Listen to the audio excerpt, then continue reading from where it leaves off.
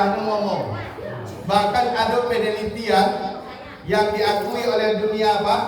Ternyata perempuan ini, Pak, kalau sehari kurang dari 5.000 kata keluar dari mulutnya, dia akan sakit, Pak. Itu penelitian, Pak. Karena memang apa, Pak? Karena memang perempuan ini berbeda dengan laki-laki.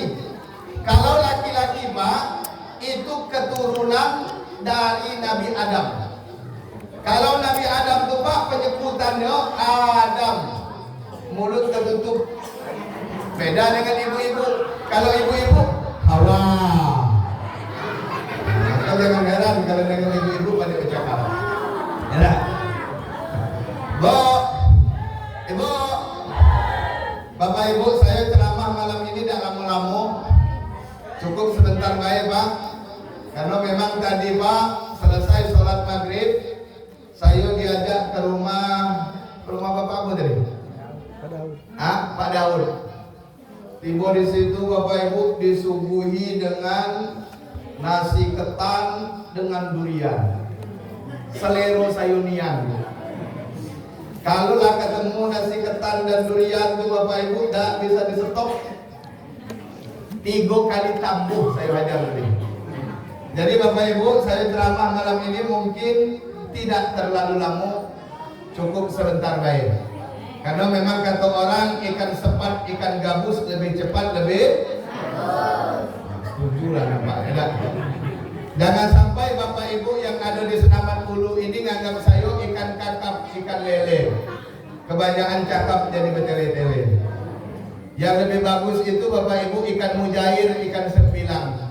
Kalau dah cair nanti saya pun pulang. Tapi dah Bapak Ibu. Pak, Pak, Ibu, saya ceramah kemana-mana. Insyaallah Bapak Ibu keliling saya Provinsi Jambi, bahkan sampai ke Sumatera Barat, sampai ke Riau ceramah Bapak Ibu. Insyaallah ceramah ikhlas lillahi ta'ala dan tidak mengharapkan apa-apa Bapak Ibu.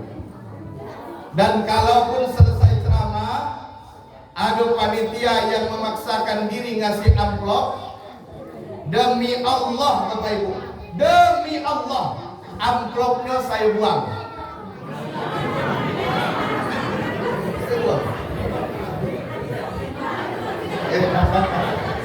Kalau soal isinya itu urusan saya lah Bapak Ibu.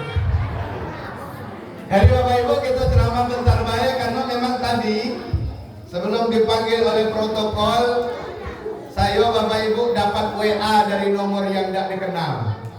Dapat WA, makanya HP saya kasih dengan adik Tugang. Malah saya pun banyak-banyak baca ya. Dapat WA, apa bunyi WA-nya? Jual rumah beli kapal, bawa buluh juga roti.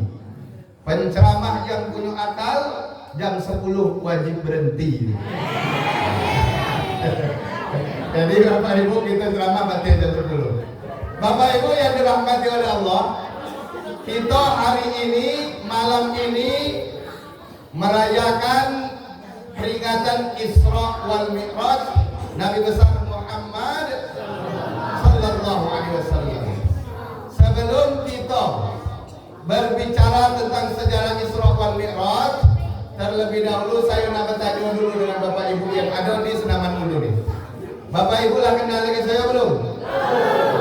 Belum? Saya Bapak Ibu masuk ke Senaman Ulu nih 2 kali masuk sini. Pertama kemarin waktu MTQ kecamatan. Saya dipercaya sebagai Dewan Hakim Syarhil dan Fahmil Quran. Tepatnya di pesantren itu ya, yang dekat apa? Di pesantren kok madrasah? Nah, pesantren. Kemudian malam ini Pak, saya mampir di Dusun Senaman Ulu. Mungkin sebagian besar Bapak Ibu belum kenal dengan saya, izinkan saya memperkenalkan diri. Dan untuk anak-anak, halo anak-anak? Halo anak-anak? Siap menerima hadiah? Siap. Nah, siapa di antara anak-anak ini nanti yang bisa mengulangi nama saya secara lengkap, benar dan fasih, saya kasih hadiah 100.000. Mau? Mau? Mau? Dengar baik-baik. Nama yang diberikan oleh orang tua saya dulu, nama lengkap saya, siapa yang bisa jawab, yang bisa meneruskan saya kasih hadiah. Nama lengkap saya Haji Andres Satria bin Tamrin bin Muhammad Zain Zamzam Al-Azhar Al-Indonesia. Nah, ada yang bisa ngulangi? Ada? Nah, kalau dah ada, hadiah ada batal. Kita lanjutkan nanti. Halo Bapak Ibu, adik-adik, halo. Halo. Nama saya Bapak Ibu Haji Andres Satria SPDI. Saya aslinya orang Dusun Sepunggur, Kecamatan Bantin 2 Bebeko. Kalau saya Bapak Ibu dapat istri, alhamdulillah orang Dusun Kotojaya Pelepah. Dan istri saya alhamdulillah Bapak Ibu, beliau Qori'ah terbaik juara 1 internasional di Brunei Darussalam. Dan istri saya Bapak Ibu sudah kami memiliki dikaruniai seorang anak. Dan kalau nak mencari rumah kami sekarang Bapak Ibu, kami tinggal di Kota Morobungo. Kalau Bapak Ibu pergi ke Kota Bungo, nanti pas di Perumnas, Bapak Ibu akan ketemu kantor bupati. Di samping kantor bupati itu ada kantor DPRD. Di samping kantor DPRD ada arena MTQ yang baru. Di samping arena MTQ ada Dinas Ketahanan dan Pangan. Di samping Dinas Ketahanan dan Pangan ada Masjid Al-Ikhlas. Di samping Masjid Al-Ikhlas ada perumahan Ratu Kaila Indah Limo. Bapak Ibu masuk ke perumahan itu, nanti ketemu dengan pos ronda, belok kanan. Ketemu simpang 4, lurus saja Pak. Ketemu simpang 3, belok kanan lagi Bapak Ibu.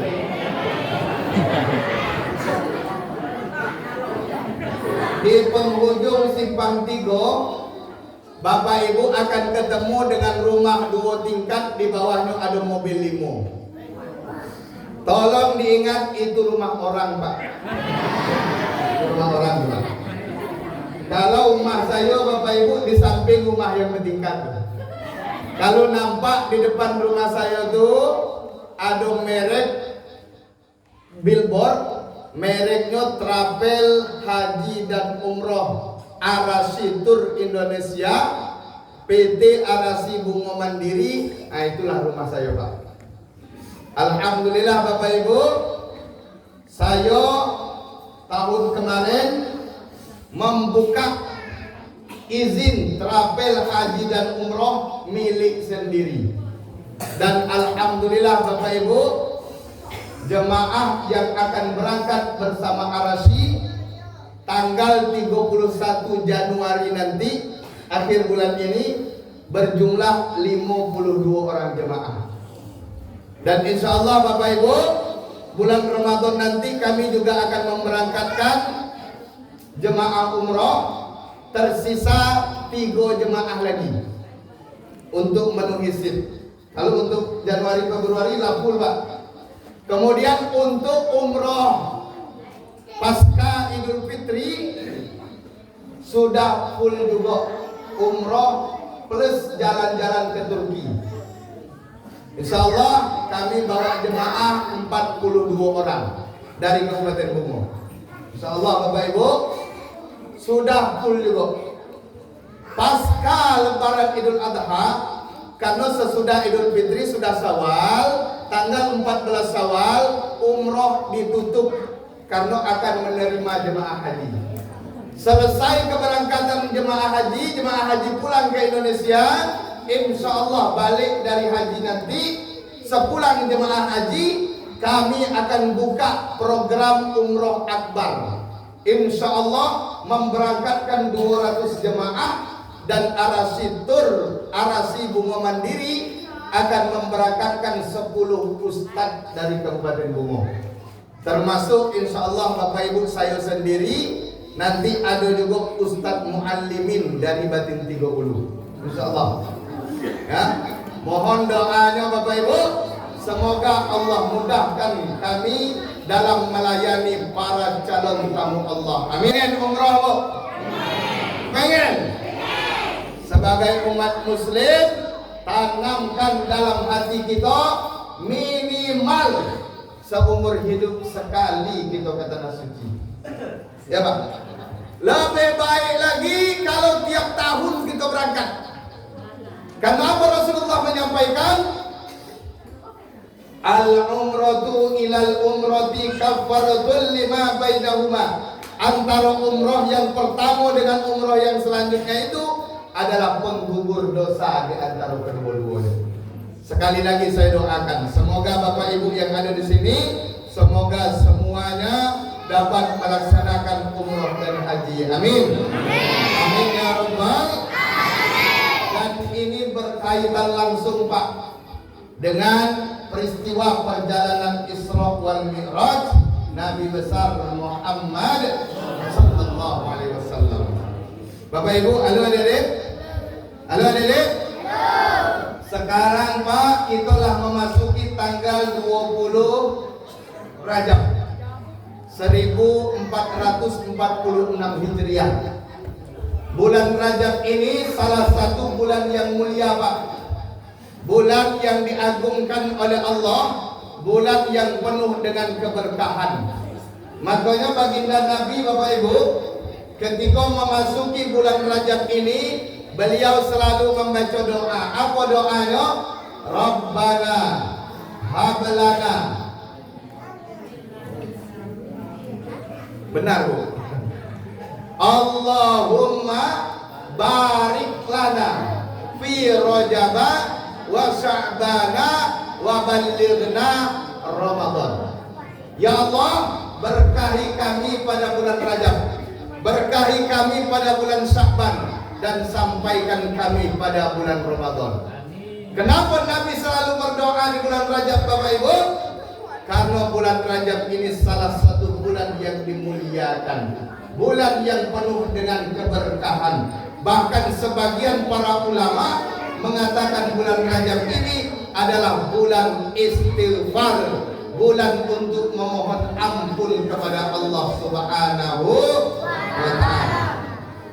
Dan di bulan Rajab ini pula Bapak Ibu terjadi peristiwa yang dahsyat, terjadi peristiwa yang agung, yakni perjalanan Isra wal Mi'raj Nabi besar Muhammad sallallahu alaihi wasallam.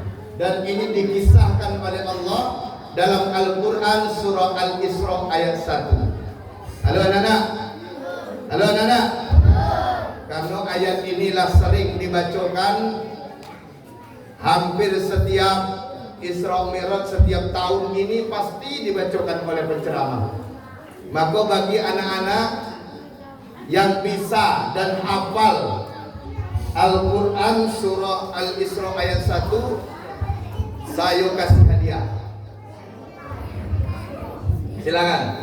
Siapa yang hafal tunjuk tangan.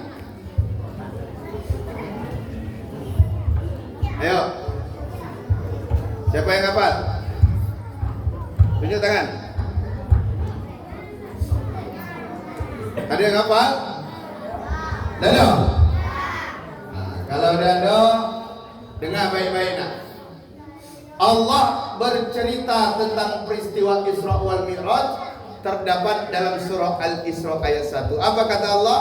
Subhanalladzi asra bi'abdihi lailam minal masjidil haram ilal masjidil aqsa alladzi barakna haulahu linuriyahu min ayatina innahu huwas samiul aki alim Bu, basir Bu.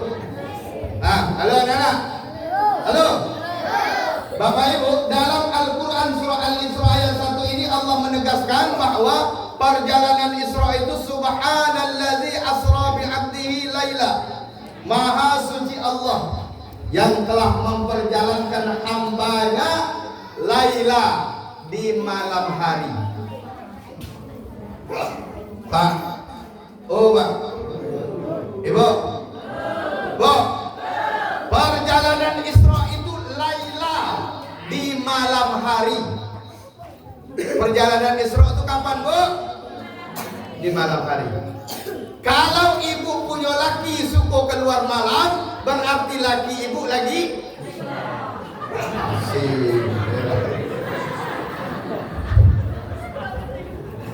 lagi malahan dulu. Ya, tidak ada Isra. Kalau Isra wal Mi'raj cuma dialami oleh baginda Nabi.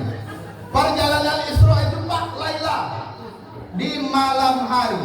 Sebagian para ulama masyhur mengatakan perjalanan Isra itu cuma sebagian malam saja. Bahkan ada yang berpendapat bahwa Isra wal Mi'raj itu cuma sepertiga malam. Sepertiga malam, Pak. Kalau dalam satu malam itu dari jam 6 sore sampai jam 6 pagi 12 jam terhitung, Pak. Sepertiganya dibagi 3 berarti. Kalau sepertiga dari 12 jam itu cuma 4 jam, Pak. Perjalanan yang amat dan sangat jauh, menempuh jarak yang amat dan sangat jauh, tapi dengan waktu yang amat dan sangat singkat, cuma 4 jam, Pak. Halo? Halo adik-adik? Halo? Perjalanan Isra wal Mi'raj itu jauh, Pak. Bahkan tercatat menembus 3 alam sekaligus. 3 alam yang ditembus oleh Nabi. Pertama namanya alam nasut, yakni alam indrawi, alam manusia, alam fisika, alam yang kita tempati hari ini, Pak. Dari mana alam nasut ini? Pertama dari Masjidil Haram Mekah menuju ke Masjidil Aqsa Palestina. Itu dinamakan dengan alam nasut, alam indrawi, yang nampak oleh mata kita. Yang kedua, Pak, yang ditempuh oleh Nabi itu alam malakut, alamnya para malaikat. Di mana alam malaikat, Ustaz? Dari Masjidil Aqsa naik ke langit pertama, 2, 3, 4, 5, 6 sampai 7. Itu dinamakan dengan alam malakut, yakni alamnya para malaikat. Manusia tak bakalan tembus ke alam ini kecuali atas izin Allah Subhanahu wa Ta'ala.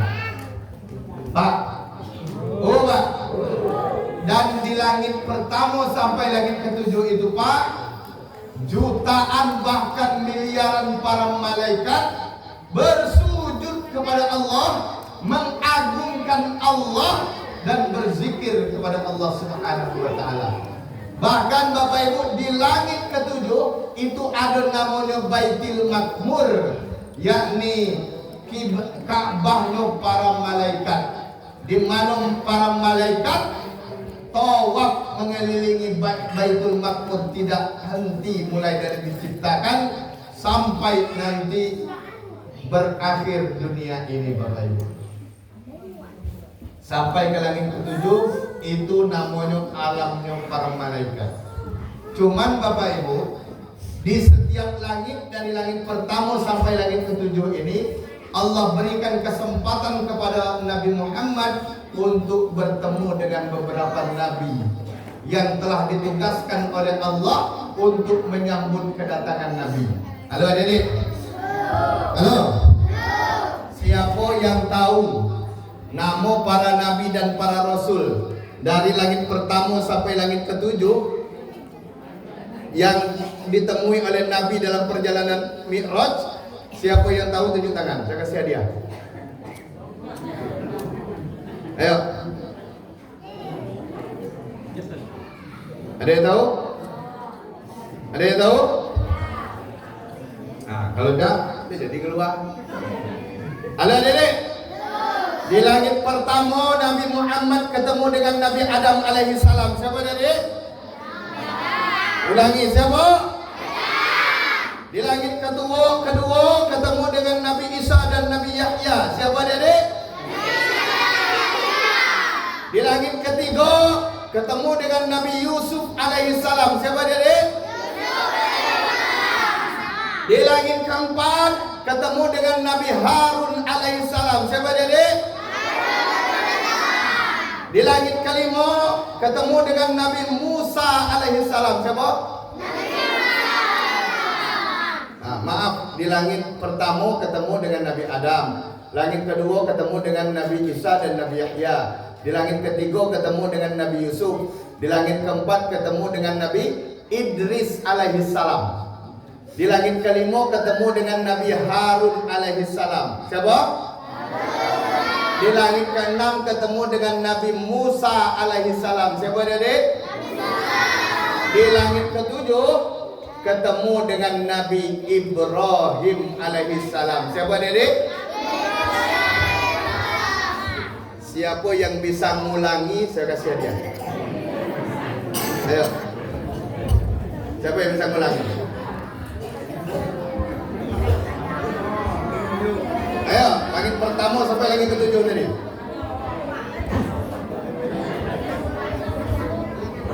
Nah, macet ya. Halo Bapak Ibu. Halo Dedek. Halo.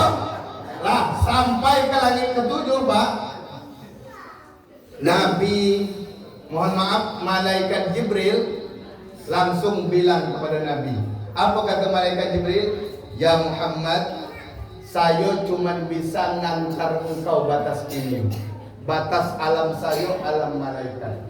Untuk masuk alam yang ketiga, saya tidak bisa menemani. Karena saya tidak diizinkan oleh Allah. Dan kalaupun saya memaksakan diri untuk mengikuti engkau, maka habis jasad saya berkeping-keping, hancur di sana. Makanya Pak, masuk ke alam yang ketiga, namanya alam lahut, yakni alam ketuhanan.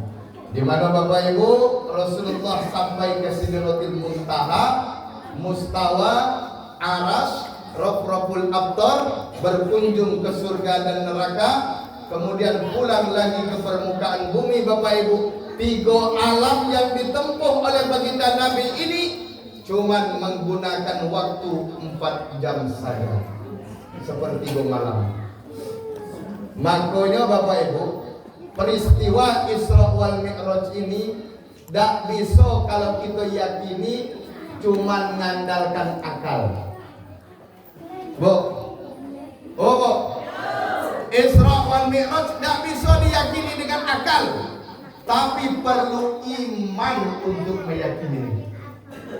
Makanya Bapak Ibu, ketika Nabi pulang dari Isra wal Mi'raj, beliau bercerita kepada kaumnya pada waktu itu, banyak yang mengingkari.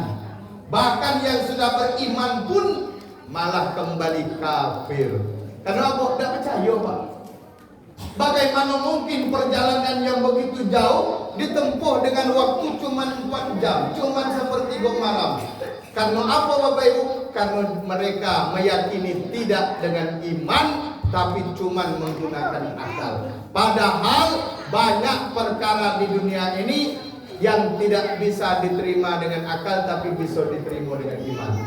Apa contohnya Bapak Ibu? Pak, oh Pak, Bu, oh Bu. Contohnya Pak anak-anak.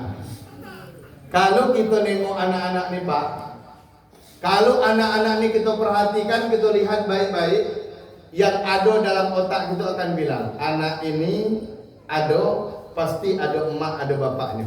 Betul Bapak Ibu? Ya dah? Ya dah? Itu standar akal kita Pak. Karena akal kita berbicaranya, akal kita akan berpikir hukum sebab akibat. Ya, emak bapak sebab, anak akibat. Ya lah, kan anak kau kan akibat emak bapak. Ya lah, itu hukum akal Pak. Tapi kalau Allah sudah berkehendak, kalau Allah sudah berkeinginan, meskipun tidak punya emak, tidak punya bapak, bisa jadi manusia. Siapa contohnya? Nabi Adam alaihissalam. Betul Pak? Betul tak Bu? Siapa lagi contohnya? Hah? Nabi Isa alaihissalam. Nabi Isa itu Bapak Ibu tercatat dalam sejarah punya emak, tidak punya bapak. Siti Maryam melahirkan Nabi Isa tidak punya suami. Namun kini kok sayang pula Bapak Ibu, banyak anak gadis yang tidak mau kalah dengan Siti Maryam. La ilaha illallah. Masya Allah. Pak, oh Pak, Ibu, makanya banyak hukum akal yang tidak bisa diterima akal tapi bisa diterima oleh iman. Maka untuk mempercayai Isra wal Mi'raj ini Bapak Ibu dengan iman. Kalau Allah sudah berkehendak, tidak doyan dengan mungkin. Innama amruhu idza arada syai'an ayyaqula lahu kun fayakun. Kalau Allah sudah berkehendak atas sesuatu, Allah tinggal bilang kun, jadi fayakun, maka terjadilah. Maka Bapak Ibu, kita tidak perlu ragu dengan peristiwa Isra wal Mi'raj. Lalu dari mana tadi perjalanan Isra? Dimulai dari Masjidil Haram, Pak. Apa pula Masjidil Haram itu Ustaz? Masjidil Haram itu tempat yang paling suci yang diciptakan oleh Allah Subhanahu wa taala. Dan hari ini Bapak Ibu, Bu, oh Bu, Pak, oh Pak, siapa saja yang rindu dengan Masjidil Haram, yang rindu dengan Baitullah, insya Allah akan diberikan kesempatan untuk datang berkunjung ke Baitullah. Amin. Amin ya Rabbal. Makanya rindu dulu hati kita, Bu. Dah kepengen datang dulu kita ke Baitullah, baru kita akan dipanggil oleh Allah. Oh Bu, Bu, kepengen berangkat haji, kepengen umrah. Kita tidak boleh juga putus asa, Bu. Tidak boleh kita umat Islam ini bilang, Ustaz, macam mana saya nak berangkat haji, macam mana saya nak daftar umrah, untuk biaya keluarga sulit, anak sekolah ngalo, ada yang kuliah, penghasilan pas-pasan, macam mana nak berangkat haji dan berangkat umrah, Ustaz? Tak boleh kita ngomong gitu, Pak. Kalau Allah sudah berkehendak, tak ada yang tidak mungkin, Pak. Perkara umrah dan haji bukan perkara kaya dan miskin, bukan perkara banyak uang ataupun tidak, bukan perkara orang yang berkecukupan, orang mampu ataupun tidak mampu, Pak. Allah tidak memanggil orang yang mampu, akan tetapi Allah akan memampukan orang-orang yang terpanggil. Amin. Amin. Maka konsep umrah itu Bapak Ibu bukan perkara kaya miskin. Mohon maaf Bapak Ibu, banyak orang yang kaya raya, hartanya berlimpah ruah, mobilnya besar, rumahnya besar, usahanya besar, penghasilannya besar, bininya besar pula. Segala besar, Pak. Tapi tidak diberikan kesempatan oleh Allah untuk datang ke tanah suci. Ada tak, Pak? Ada tak orang macam itu? Orang kaya raya tapi tidak ada berkeinginan untuk ke tanah suci. Padahal mohon maaf Bapak Ibu, kata Umar bin Khattab, man ataqal hajja wal umrah, siapa saja yang sudah diberikan kemampuan oleh Allah untuk melaksanakan ibadah haji atau ibadah umrah, falam yaquj, tapi dia tidak mau mendaftar, maka Yahudian mata atau Nasranian, jikalau dia mati nanti akan terhitung matinya sebagai orang Yahudi atau mati dalam keadaan Nasrani. Nauzubillah min dzalik.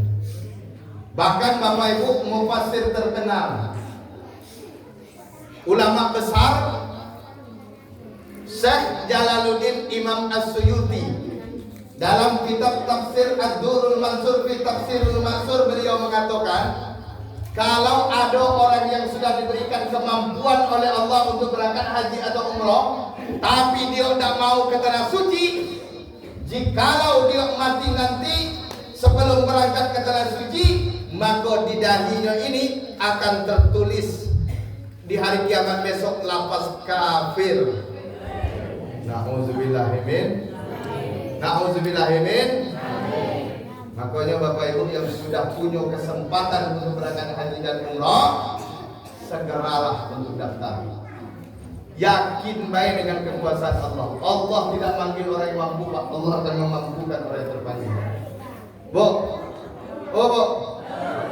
banyak juga kita perhatikan orang hidupnya pas-pasan, kadang-kadang penjual gorengan, bahkan Bapak Ibu, bahkan kita perhatikan ada juga pemulung yang diberikan kesempatan oleh Allah untuk berangkat haji. Masya Allah. Itu kalau panggilan Allah. Ini kisah nyata Bapak Ibu, kisah nyata. Kejadian di Jawa Timur. Ada seorang pemulung, tahu pemulung Pak? Tahu pemulung Bu? Pemulung ini sehari-hari kerjaannya itu kalau bahasa dusun kami Bapak Ibu, mute, tahu mute? Nah, mencari botol-botol bekas, dimasukkan ke dalam karung, dijual ke agen. Berapa penghasilan pemulung itu sehari Bapak Ibu? 15.000.